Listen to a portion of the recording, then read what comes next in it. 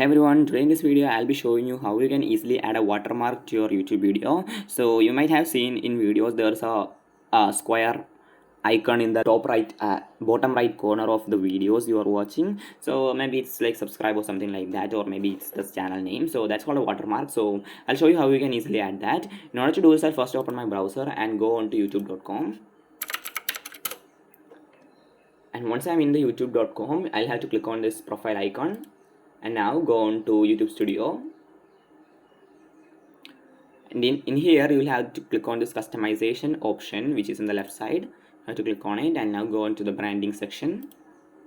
And now you can see this last option, video watermark. You can change this and upload any of the photo you have. You have to make sure it's 115 to 150 pixels.